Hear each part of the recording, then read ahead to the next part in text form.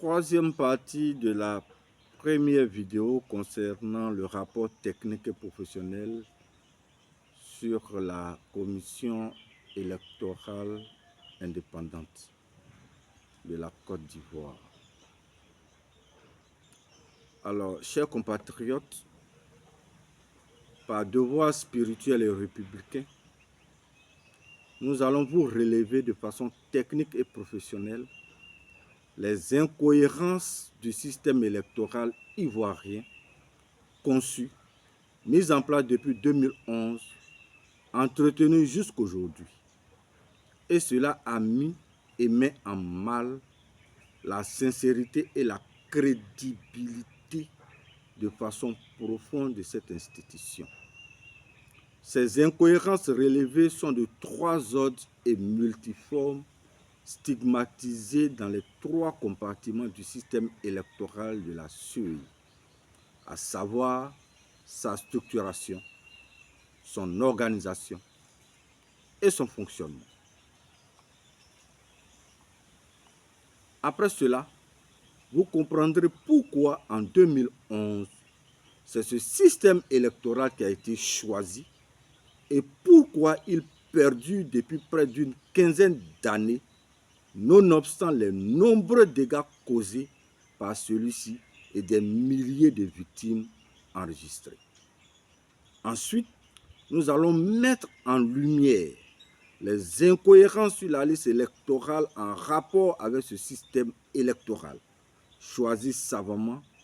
Et enfin, pour terminer, nous allons faire des propositions pour corriger les choses afin de rendre à la CEI ses lettres de noblesse dans le sens de la crédibilité qu'elle n'aurait pas dû perdre.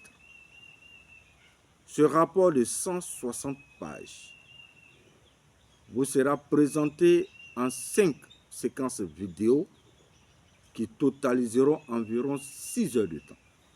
Et pour bien comprendre que ce système électoral frauduleux a été savamment mûri et mis en place à tous les niveaux du processus électoral, nous vous conseillons, mesdames et messieurs, de bien vouloir prendre toutes vos dispositions afin de regarder toutes ces 5 vidéos les unes après les autres et d'en faire une grande diffusion de manière à informer ces millions de personnes victimes d'une manière ou d'une autre des frasques de cette CEI. Ainsi, ces 5 vidéos ont été segmentées en plusieurs parties, donc ce sera encore plus facile pour vous. Mais il faut le faire de façon chronologique. La première vidéo sera consacrée aux incohérences au niveau de la structuration de la CEI en 5 parties. La deuxième vidéo parlera des incohérences au niveau de l'organisation des structures de la CEI en 3 parties en général. La troisième vidéo exposera les incohérences au niveau du fonctionnement de la CEI en 6 parties. La quatrième vidéo en 6 parties nous permettra de présenter nos propositions pour corriger non seulement ces incohérences et ces incongruités et manquements professionnels, mais aussi pour solutionner les problèmes majeurs rencontrés par les candidats tout au long du processus électoral. La cinquième et dernière vidéo en 3 parties sera la conclusion générale du rapport technique sur la structuration, l'organisation, le fonctionnement du système électoral et l'organisation administrative de la CEI. Toutes ces vidéos sont aussi importantes les unes que les autres et reliées les unes aux autres. Donc, nous vous conseillons de les regarder, surtout dans l'ordre chronologique, pour bien comprendre la logique didactique et argumentaire de ces vidéos. Chers compatriotes et amis de la Côte d'Ivoire, sans transition aucune, nous allons passer au premier chapitre de ce rapport qui constitue la deuxième partie de la première vidéo. Incohérence au niveau de la structuration de la commission électorale indépendante de la Côte d'Ivoire. Dans cette étude structurelle, nous allons nous attaquer à l'ossature de la CEI, dans sa composition et son démembrement dans les localités. La structuration est la cheville ouvrière du système, c'est le plus important à définir. Une fois que la conception de la structuration est déclinée, le reste se déroule seul. Ainsi est révélée donc la CEI centrale. Comme vous le savez, est composée de façon générale de membres des partis politiques et de membres de la société civile. Dans une telle configuration, le politique choisit son mandataire et la société civile devrait choisir en principe le sien. Or, pour notre cas, l'exécutif et ses démembrements ont choisi la majorité des membres de cette commission centrale. Partant de là, il va y avoir un problème de représentativité et dans le fond et dans la forme. Surtout que nous ne sommes plus en 2010. Alors nous sommes amenés à nous poser la question de savoir pourquoi continuer avec un tel système électoral?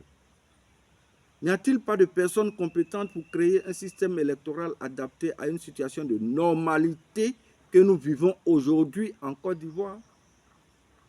C'est la première incongruité.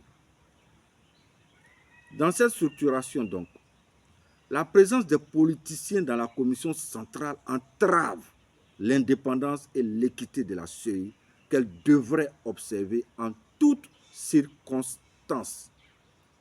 Et l'on nous parle d'indépendance et de crédibilité de la CEI. Première incohérence qui entache l'indépendance et l'équité de la CEI. Constitutionnellement, la CEI devrait être indépendante dans sa structuration et son fonctionnement de toute personne ou représentant de personnes susceptibles de se présenter à un poste électif. Voilà le contenu de l'indépendance dont il s'agit concernant la CEI. Sinon, la CEI étant une institution de la Côte d'Ivoire, elle est liée à l'État ivoirien, donc il dépend dans son fonctionnement budgétaire. Cela dit, même le dictionnaire Larousse en donne une définition claire et semblable. Et ce sont les défenseurs d'aujourd'hui de la CEI qui en trouvent une nouvelle définition ou conception de l'indépendance de cette institution. Malheureusement, avec le temps, il n'est plus question d'indépendance de la CEI, car nous entendons de plus en plus les défenseurs de cette CEI problématique parler d'impartialité. Ce n'est pas la même chose. En plus, le terme impartialité n'a même pas sa raison d'être en l'état actuel des choses, ni dans sa conception étymologique du terme, ni dans sa conception juridique adaptée à la CEI, car il violerait ipso facto le droit constitutionnel de chaque citoyen de prétendre à un poste électif. Alors que tous les citoyens ne peuvent pas avoir leurs représentants chacun à la commission centrale.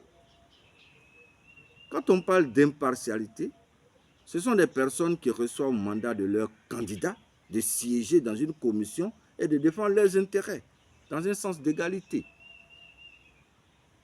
C'est le cas pour les partis politiques et non pour les autres citoyens. Et on parle de représentants de la société civile. Or, au niveau de la CEI, on parle d'équité et non d'égalité.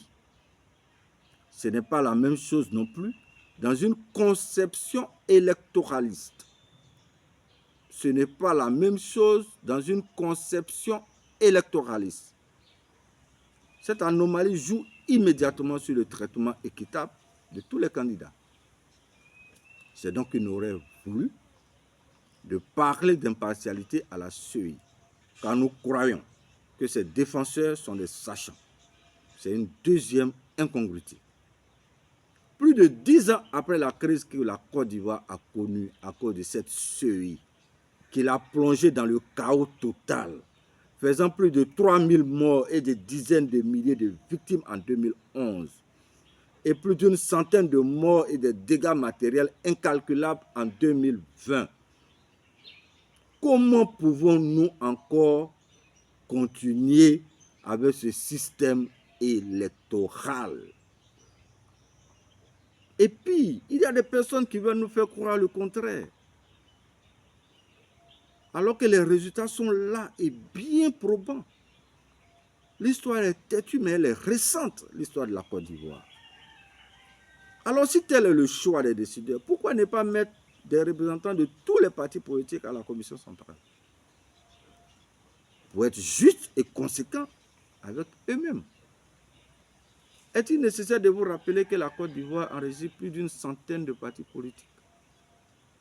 Selon quels critères on peut choisir un membre d'un parti X au détriment d'un autre parti, sous le fallacieux argument de choisir les plus représentatifs, créant du coup un autre problème qui est la discrimination au vu de la loi. Et comment choisir les représentants des citoyens lambda candidats? Comme si on les connaissait d'avance. Et cela juste pour respecter le droit à l'équité que la CEI doit faire valoir. Ceci est en violation de leurs droits constitutionnels, en son article 1er et de celui de l'éligibilité des candidats. Il faut aussi rappeler que la CEI est mise en place de façon antérieure au scrutin et gère le cycle électoral qui commence par les présidentielles et se termine par les sénatoriales. De ce fait, personne ne sait à l'avance qui va être candidat, encore moins élu. Alors pourquoi fonder un système électoral digne de ce nom sur l'incertitude ou sur l'anticipation des candidatures? En plus, nous ne sommes pas dans un système comme au Royaume-Uni ou aux États-Unis, où tous les candidats sont présentés que par les partis politiques. Même en France, c'est pareil. Ce sont que les groupements politiques ou les partis politiques qui compétissent. Chez nous, en Côte d'Ivoire, on veut copier et en même temps tailler la chose à sa mesure en favorisant un camp. Troisième incongruité. En 2020, une commissaire centrale présidente de son parti politique qui avait été choisie par le candidat président pour le compte de l'opposition, alors qu'elle a tissé un lien de partenariat avec le parti politique majoritaire dans les instants de la CEI, qui est celui du même candidat président. Ce qui voudrait dire que non seulement elle rejoint cette majorité avec ses représentants dans les commissions locales, mais qui ne travaille plus de façon officielle au compte de l'opposition.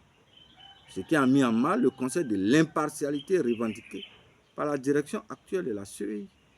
Et puis, voici un parti politique non représentatif qui se retrouve à la commission centrale et locale et qui n'a jamais eu l'intention d'avoir un candidat à la présidentielle, encore moins aux autres scrutins.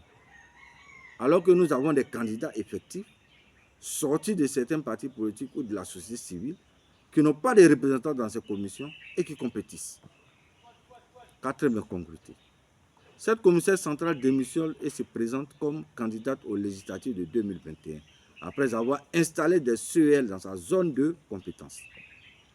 Maintenant, à supposer que cette personnalité aurait eu à gérer sa région natale en 2020 en tant que superviseur et qu'elle ait contribué à installer ses militants à la tête des CEL. Aujourd'hui, elle se présente comme candidate en 2021 dans sa localité. Voilà une situation que le système électoral de la CEI pourrait créer. Et l'on nous parle d'impartialité et de crédibilité de la CEI. Deuxième incohérence qui entache l'indépendance, l'équité et la transparence de la CEI. Et cinquième incongruité. Ainsi prend fin la troisième partie de la première vidéo sur le rapport technique de la CEI. Merci. Rendez-vous pour la quatrième partie.